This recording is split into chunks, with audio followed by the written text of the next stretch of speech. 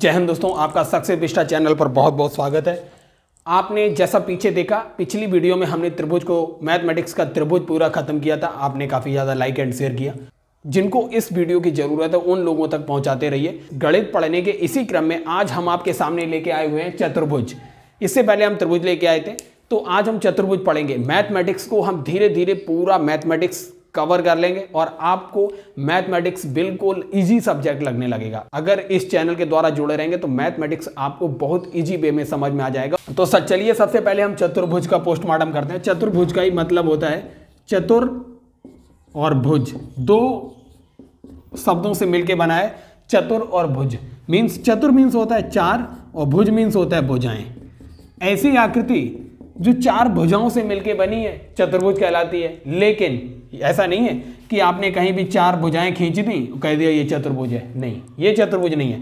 इसकी पूरी डेफिनेशन ये होती है, चार भुजाओं से घिरी हुई आकृति, बंद आकृति, चार भुजाओं से घिरी हुई बंद आकृति को चतुर्भुज कहते हैं। बंद आकृति होना चाहिए, फिर चाहे कैसा भी वो हो। अगर चार भुजाओं से घिरी हुई आकृति है, फिर कैसी भी हो, अगर वो चार भुजाओं से घिरी हुई आकृति है तो वो चतुर्भुज है। लेकिन बंद होनी चाहिए, आकृति पूरा बंद, कहीं भी खुला नहीं होना चाहिए। बस इसी की यही प्रॉपर्टी है, चार भुजाएं होनी चाहिए और बंद आकृति होनी चाहिए।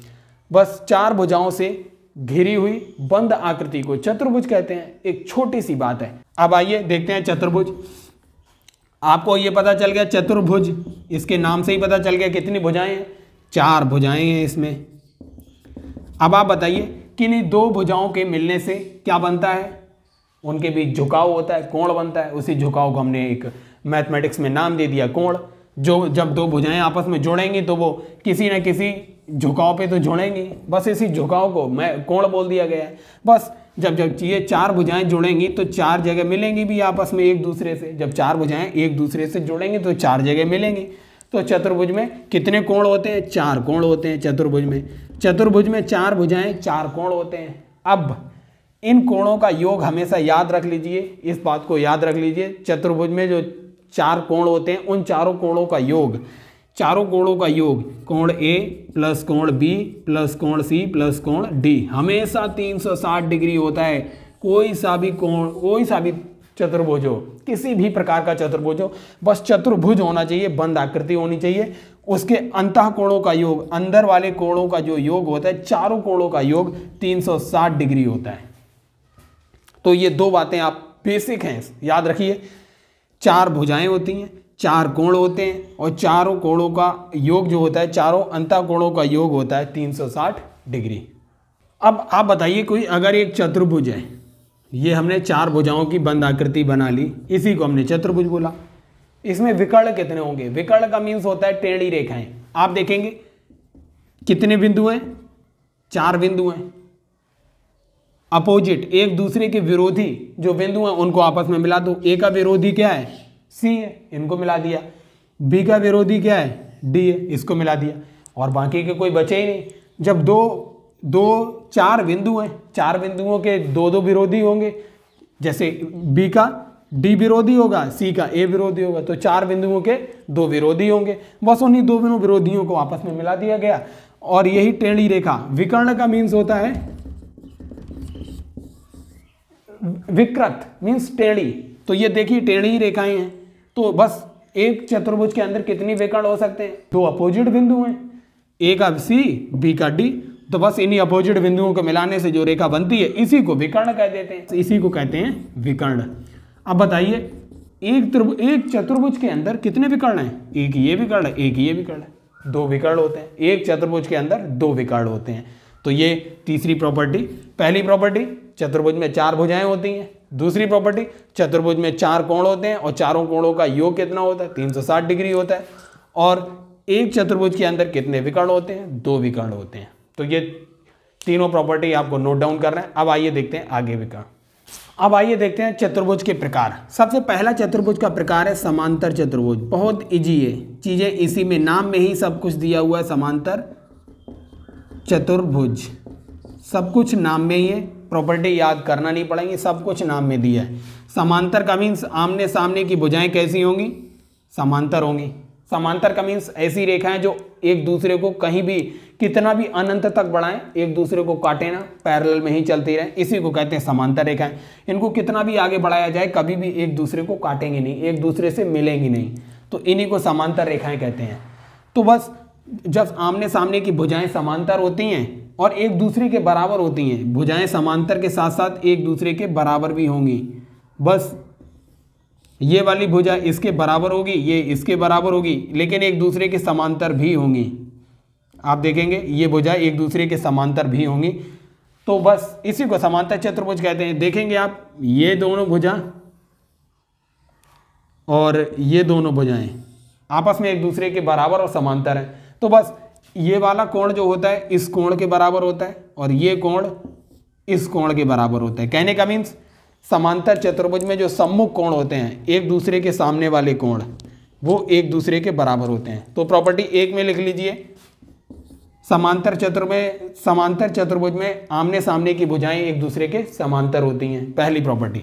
अब दूसरी प्रॉपर्टी में लिखिए, समांतर चतुर्भुज के जो सम्मुख कोण होते हैं, सम्मुख मीन्स सामने वाले कोण, एक दूसरे के बराबर होते हैं। बराबर तो होंगे ही, ऑब्वियस सी बात है, ये वाली भुजा इस भुजा के बराबर है और ये भुजा इस भुजा के बराबर है। तो जब ये दोनों भुजाएं बराबर है, ये दोनों भुजाएं, तो इन दोनों की भुजाओं का जो झुकाव होगा वो इन दोनों भुजाओं के झुकाव के बराबर ही होगा, ऑब्वियस सी बात है। ऐसे ही जब ये वाली भुजा और इसके बराबर है, ये इसके बराबर है, तो इन दोनों भुजाओं का झुकाव इन दोनों भुजाओं के झुकाव के बराबर होगा, ऑब्वियस सी बात है। इसीलिए सम्मुख कोण एक दूसरे के बराबर होते हैं, लेकिन चारों कोणों का योग चतुर्भुज का 360 होता है। तो याद रखिए, इन दोनों कोणों का योग, ये दोनों कोण बराबर होंगे और आपस में ये दोनों कोण बराबर होंगे। अब तीसरा पॉइंट, तीसरी प्रॉपर्टी समांतर चतुर्भुज की, अगर हम समांतर चतुर्भुज में कोई सा भी एक विकर्ण खींच दें, चाहे ये विकर्ण खींच दें ABCD, तो कोई सा भी विकर्ण खींच दें, ये समांतर चतुर्भुज को 2 बराबर भागों में विभाजित कर देता है। मीन्स अगर इसका क्षेत्रफल A होगा, इस वाले त्रिभुज का ACD, त्रिभुज ACD बराबर होगा इसके क्षेत्रफल के त्रिभुज ABC। कहने का मीन्स है समांतर चतुर्भुज के विकर्ण जो होते हैं पूरे चतुर्भुज को 2 बराबर भागों में विभाजित कर देते हैं। ये वाला क्षेत्रफल जो होगा, इस त्रिभुज का क्षेत्रफल इस त्रिभुज के क्षेत्रफल के बराबर होगा। अगर इसकी जगह आप इस वाले विकर्ण को मिलाएंगे तो ये दोनों का क्षेत्रफल बराबर होगा। अगर इसका A है तो इसका भी A होगा। कहने का मीन्स है, चौथी प्रॉपर्टी है इसकी, समांतर चतुर्भुज जो होते हैं, समांतर चतुर्भुज का जो विकर्ण होते हैं वो चतुर्भुज को समान क्षेत्रफल वाले 2 त्रिभुजों में विभाजित कर देते हैं। अगर इसको दोनों विकर्ण मिला लेंगे तो चारों के चारों जो त्रिभुज हैं इनके क्षेत्रफल आपस में एक दूसरे के बराबर होंगे। तो कुल मिला के ये प्रॉपर्टी है इसकी, आमने सामने की भुजाएं समांतर होती हैं और सम्मुख कोण एक दूसरे के बराबर होते हैं, और जो समांतर चतुर्भुज के विकर्ण होते हैं वो समांतर चतुर्भुज को 2 बराबर भागों में विभाजित कर देते हैं। तो ये है समांतर चतुर्भुज की प्रॉपर्टी। अब आइए देखते हैं चतुर्भुज का अगला प्रकार। आइए अब दूसरा प्रकार है चतुर्भुज का आयत। ये भी समांतर चतुर्भुज ही होता है। आप देखेंगे जो समांतर चतुर्भुज था, अगर समांतर चतुर्भुज में क्या होता था, आमने सामने की भुजाएं एक दूसरे के समांतर होते थे और ये सम्मुख कोण बराबर होते थे। लेकिन अगर इसी की जगह ऐसा हो जाए कि प्रत्येक कोण 90 डिग्री का हो जाए, अगर समांतर चतुर्भुज के प्रत्येक कोण अगर 90 डिग्री का हो जाए, समांतर चतुर्भुज का प्रत्येक कोण अगर 90 डिग्री का हो जाए तो वो क्या बन जाएगा, आयत बन जाएगा। आयत का केवल इतना ही कॉन्सेप्ट है जो आपने समांतर चतुर्भुज अभी हमने पढ़ाया। अगर समांतर चतुर्भुज का प्रत्येक कोण 90 डिग्री कर दिया जाए तो बस वही समांतर चतुर्भुज आयत बन जाएगा। वही प्रॉपर्टी है, आमने सामने की भुजाएं एक दूसरे के बराबर होंगी, प्रत्येक कोण 90 डिग्री होगा और ये जो होगी विकर्ण जो होगा समान क्षेत्रफल में विभाजित कर देगा। सारी प्रॉपर्टी समांतर चतुर्भुज की है, केवल अंतर इतना है समांतर चतुर्भुज का प्रत्येक कोण 90 डिग्री नहीं होता है, लेकिन आयत का प्रत्येक कोण 90 डिग्री होता है। बाकी की सारी प्रॉपर्टी समांतर चतुर्भुज वाली हैं। समांतर चतुर्भुज अगर प्रश्न पूछा जाए, अगर समांतर चतुर्भुज का प्रत्येक कोण 90 डिग्री कर दिया जाए तो वह कौन सा चतुर्भुज बनेगा, तो याद रखिए वह आयत बनेगा। अब आइए चतुर्भुज का तीसरा प्रकार पढ़ते हैं, वर्ग। बहुत ईजी। वर्ग का मीन्स होता है ऐसा चतुर्भुज जिसकी चारों भुजाएं बराबर हों, जिसकी चारों भुजाएं एक दूसरे के बराबर हों और प्रत्येक कोण 90 डिग्री का हो, प्रत्येक कोण 90 डिग्री का हो। कहने का मीन्स चारों भुजाएं, पहली प्रॉपर्टी चारों भुजाएं बराबर हों। दूसरी प्रॉपर्टी प्रत्येक कोण 90 डिग्री का हो। और तीसरी प्रॉपर्टी होती है कि अगर इसके विकर्ण को खींचा जाए, अगर इसके विकर्ण को खींचें ये ए बी सी डी और जहां पे ये मिलते हैं इसको ओ, तो इसके विकर्ण जो होते हैं एक दूसरे को बराबर भागों में बांट देते हैं। जैसे ये वाला विकर्ण इसको 2 बराबर भागों में बांट देता है। मीन्स ये वाला विकर्ण की लंबाई है ओ डी, किसके बराबर होगा? ओ डी ओ बी के बराबर हो जाएगा। यही काम ये वाला विकर्ण करता है, इस वाले विकर्ण को 2 बराबर भागों में बांट देता है। कहने का मीन्स ए ओ किसके बराबर हो जाएगा? ओ सी के बराबर हो जाएगा। तीसरी प्रॉपर्टी यही है इसकी कि इसके विकर्ण जो होते हैं वो एक दूसरे को समान भागों में विभाजित कर देते हैं। तो बस यही इसकी प्रॉपर्टी है। चारों भुजाएं एक दूसरे के बराबर होती हैं, प्रत्येक कोण 90 डिग्री का होता है और जो विकर्ण होते हैं वो एक दूसरे को बराबर भागों में बांट देते हैं। और चौथा, इसका क्षेत्रफल जो होता है भुजा स्क्वायर होता है, भुजा का वर्ग कर देंगे तो आपको इसका क्षेत्रफल मिल जाएगा। बस इतनी प्रॉपर्टी आपको वर्ग की याद रखनी है। अब आइए देखते हैं अगला चतुर्भुज, समचतुर्भुज। समचतुर्भुज भी एक तरीके का समांतर चतुर्भुज ही होता है। समांतर चतुर्भुज, समांतर चतुर्भुज का मतलब भुजाएं एक दूसरे के समांतर होंगी, ए बी सी डी, लेकिन आमने सामने की भुजाएं समांतर चतुर्भुज में बराबर होती हैं। लेकिन इसमें नाम में क्या है? समचतुर्भुज, चारों भुजाएं समान हैं, समांतर समान है चारों भुजाएं। अगर चारों भुजाएं 5 हैं, एक भुजा 5 है तो चारों भुजाएं 5 सेंटीमीटर ही होंगी। समचतुर्भुज में चारों भुजाएं बराबर होती हैं। पहला पॉइंट, ये एक ऐसा समांतर चतुर्भुज है जिसकी चारों भुजाएं समान होती हैं। पहला पॉइंट हो गया।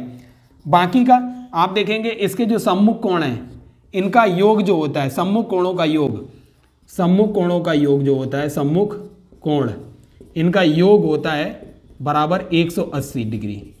इनका योग 180 डिग्री होगा। कोण D प्लस कोण B बराबर 180 और कोण A प्लस कोण C बराबर 180। सम्मुख कोणों का योग 180 डिग्री होता है। ये दूसरा पॉइंट हो गया। पहला पॉइंट, चारों भुजाएं समान हैं। दूसरा पॉइंट, सम्मुख कोणों का योग 180 डिग्री होता है। अब तीसरा पॉइंट आपको लिखना है, जो इनके विकर्ण होते हैं, अगर आप देखेंगे इनके विकर्ण, अब जो इनके विकर्ण हैं BD और AC, इनके विकर्ण जो होते हैं एक दूसरे को 90 डिग्री पर काटते हैं। 90 डिग्री पर सारे के सारे एक दूसरे को 90 डिग्री एंगल पे काटते हैं और एक दूसरे को बराबर भागों में बांट भी देते हैं। ये इसके बराबर होगा और ये जो है ये इसके बराबर होगा। कहने का मीन्स एक दूसरे को बराबर भागों में, ये वाला विकर्ण इसे 2 बराबर भागों में बांट रहा है और ये विकर्ण इसे 2 बराबर भागों में बांट रहा है और एक दूसरे को 90 डिग्री पर काटते हैं। ये 90 90 90 90 90 मीन्स चारों कोण जो है वो 90 डिग्री में बटे होते हैं। तो ये तीसरी प्रॉपर्टी है। पहली प्रॉपर्टी, ये ऐसा समांतर चतुर्भुज है जिसकी चारों भुजाएं बराबर होती हैं। दूसरी प्रॉपर्टी, सम्मुख कोणों का योगफल जो होता है वो 180 डिग्री होता है। तीसरी प्रॉपर्टी, इसका जो इसके विकर्ण हैं एक दूसरे को लंब समद्विभाजित करते हैं, मीन्स 90 डिग्री पे काटते हैं और समान द्विभागों में बांट भी देते हैं। इसे लंब समद्विभाजित बोलते हैं। लंब मीन्स 90 डिग्री पे काटते हैं और द्विभाजित मीन्स 2 बराबर भागों में विभाजित भी कर देते हैं।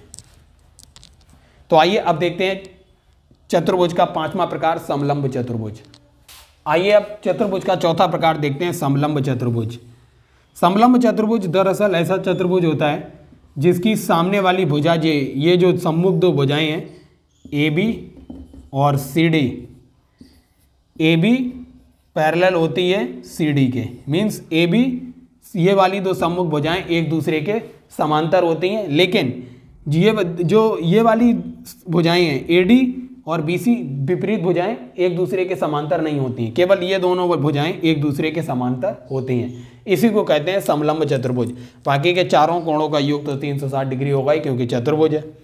तो इसकी ये प्रॉपर्टी आप याद रखिए, इसकी जो सम्मुख भुजाएं हैं, जो समांतर भुजाएं हैं, ये वाली दो समांतर भुजाएं होती हैं ए बी और सी डी। लेकिन ये दो विपरीत भुजाएं, ये वाली जो हैं बी सी और ए डी, ये दोनों एक दूसरे के समांतर नहीं होती हैं। अगर आप देखेंगे कि अगर बी सी का मध्य बिंदु ये मान लें और ए डी का मध्य बिंदु ये मान लें, और अगर इन दोनों को मिला दें तो समलंब चतुर्भुज का ये माध्यिका कहलाती है। मीन्स जो विपरीत भुजाएं हैं ये वाली ए डी और बी सी, अगर इनके मध्य बिंदुओं को मिला दिया जाए तो ये समलंब चतुर्भुज की माध्यिका कहलाती है। अब आइए देख लेते हैं इसका क्षेत्रफल क्या होता है समलंब चतुर्भुज का। 1/2 आप देखेंगे समांतर भुजाओं का योगफल। अगर मान लें इसकी लंबाई a सेंटीमीटर है और ये वाली भुजा की लंबाई b सेंटीमीटर है, अगर हम इसका क्षेत्रफल निकालें समलंब चतुर्भुज का तो क्षेत्रफल बराबर 1/2 समांतर भुजाओं का योगफल a + b इंटू इस समलंब चतुर्भुज की ऊंचाई कितनी है। ऊंचाई क्या होगी, अगर यहाँ से यहाँ पर एक लंब डाल दें, अगर ये h है तो ये समलंब चतुर्भुज की ऊंचाई होगी, तो इसकी ऊंचाई से गुणा करेंगे, यही क्षेत्रफल है। कहने का मीन्स है क्षेत्रफल हो जाएगा ये दो समांतर भुजाओं का योगफल गुणा ये ऊंचाई, इसका आधा कर देंगे तो हमें ये समलंब चतुर्भुज का क्षेत्रफल मिल जाएगा।